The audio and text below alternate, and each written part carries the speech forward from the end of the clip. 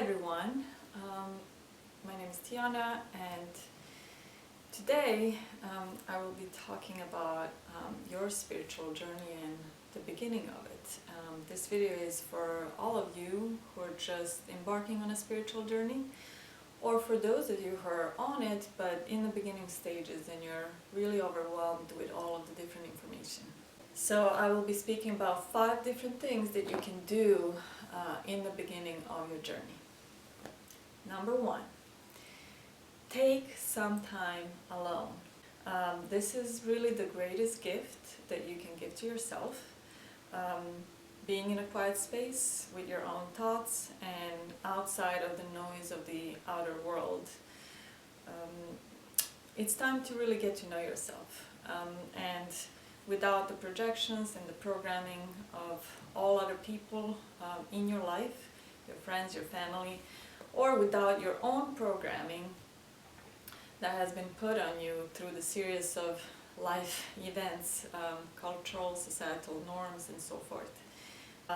I got out of the long-term relationship. This is how I started, and this is a time when I realized and I asked myself, what is it that I really want to do? I couldn't remember the last time I have done something for myself, by myself. We always did things together. We always had activities together. We had our, friends together, and I just started questioning my own wants and desires, and I knew at that time that it was the time to be alone. I couldn't remember the last time when I was alone. It was probably in high school, and since then I was always in a long-term relationship with someone. So that was the time when I said to myself, okay, for now I made a conscious decision. I really wanted to be alone, and it was the beginning of my spiritual quest. And truly, to be able to explore the depths of your own soul, you must go inside. You must go, and you must go inside alone. Number 2, ask yourself a question. What has led me to here, to the beginning of this journey? Recognizing signs that the universe is putting in front of us is very important. The universe has a subtle way of doing this through synchronicities and coincidences. It is really communicating with us and telling us things that we need to pay attention to or that we need to start being aware of. And a lot of times we will ignore those. I have ignored those for quite a lot of years. But it will keep on pushing and keep on sending you those messages until you realize, oh, okay, I really need to do something about this. So pay attention to those synchronicities, also to your gut feelings about things, to your intuition, that those things arising in your life, and they're the signs that the universe is trying to tell you something and guide you to a deeper understanding of your soul. So listen to your intuition, reflect on the messages that are showing up, and connect with your higher self. You will gain clarity and insight into your spiritual journey once you start doing those things. For me, it was a series of triggering events that has led me to that place, to the beginning of my journey. It was a failed relationship, and also at the same time it was also me getting what I wanted. What I mean by that is I put the goals in front of me for years, and I have achieved those goals, the financial goals and the career goals. And then I realized that I really was utterly unhappy with all of that. So that made me question my wants and my desires, and why do I feel so unhappy when I was able to reach everything that I wanted to reach. So at that time I knew that there was something deeper that I need to dig out, and that triggered the beginning of my journey. Number 3, start exploring different paths. There are quite a few different paths you can take, quite a lot of different spiritual practices that exist in this world, especially today. And they're all open, and they're there for us to access them.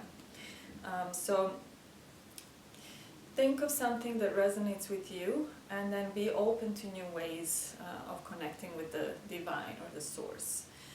There are a lot of practices. There is meditation practices and yoga and spiritual journeys and shamanic rituals and energy healings and so forth.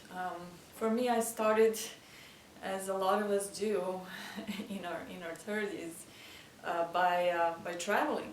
And I thought, okay, I'm gonna go to Asia, and I am going to just visit those temples, sit there and see if something happens.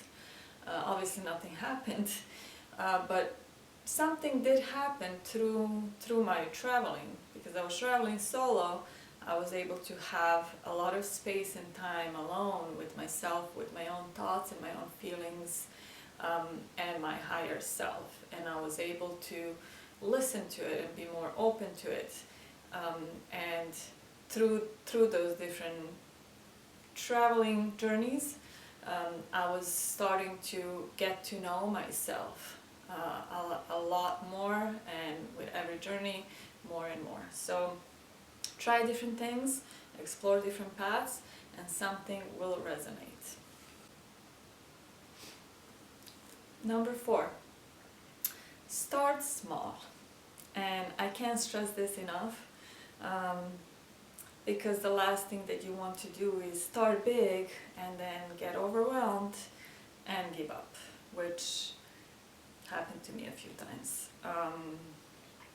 For a lot of us, the spiritual practices can feel, and it is, quite foreign, and it can get a little overwhelming. So it is quite important that we start looking into those spiritual practices that resonate with us, that we trust the process, and that you know that you're being called to certain things for a reason, and this is really your unique journey. It is about you and your evolution. It is not going to be like anyone else's journey, even if you have done all of the exact same practices that other person has done. So what I mean by start small is simple things like a walk in nature, or hiking up the mountain, or doing like a grounding practice in nature, or 5 to 10 minutes meditation practice in the morning when you wake up, or in the evening before you go to sleep. Little things. Make some time in every day, in your everyday life, to be alone, to have some solitude, so that you can listen to your higher self, and reflect and connect to the divine. So also you can start journaling. That is also something that helped me a lot, and most importantly, commit to it all.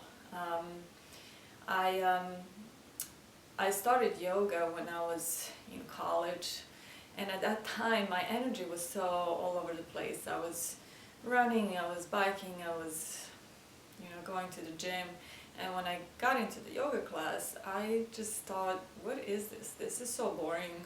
I don't understand it. We're holding these positions, I'm not even sweating.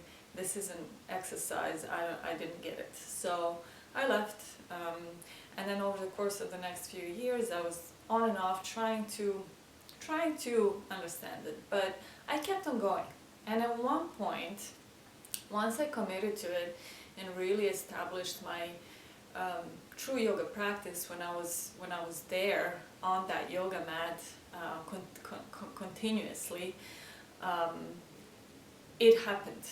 Something clicked, and I was able to connect my breath to the movement and to the stillness of the movement, and finally something clicked, and I started to feel very, very elevated spiritually.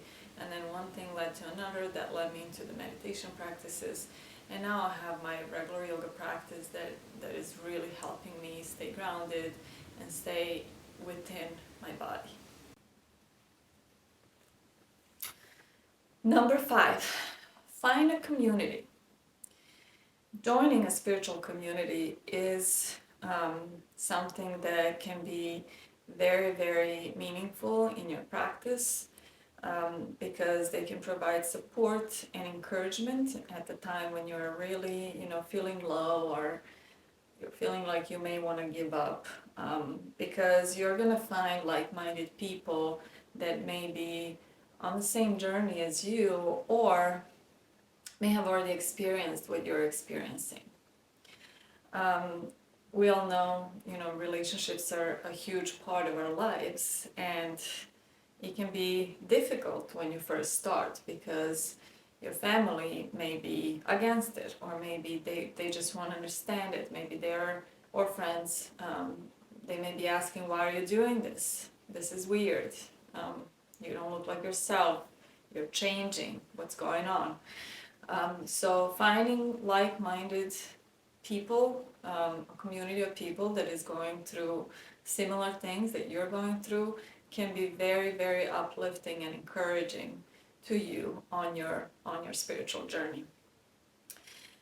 The communities are everywhere. They can be found online, in person, and those could be meditation centers, yoga studios, different spiritual centers, and so forth.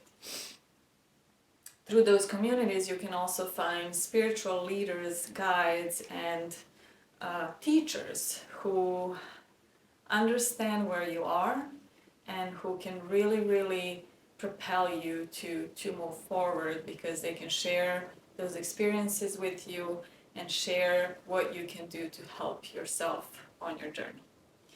I found multiple communities through my journey, and some of them resonated with me, some of them did not.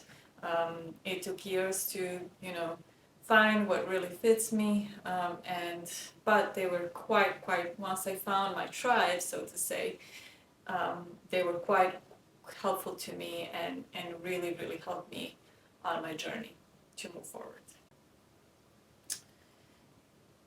This is all I had to say for today. Thank you so much for joining and for watching this video. I will be posting more videos, and I'll see you soon. Thank you.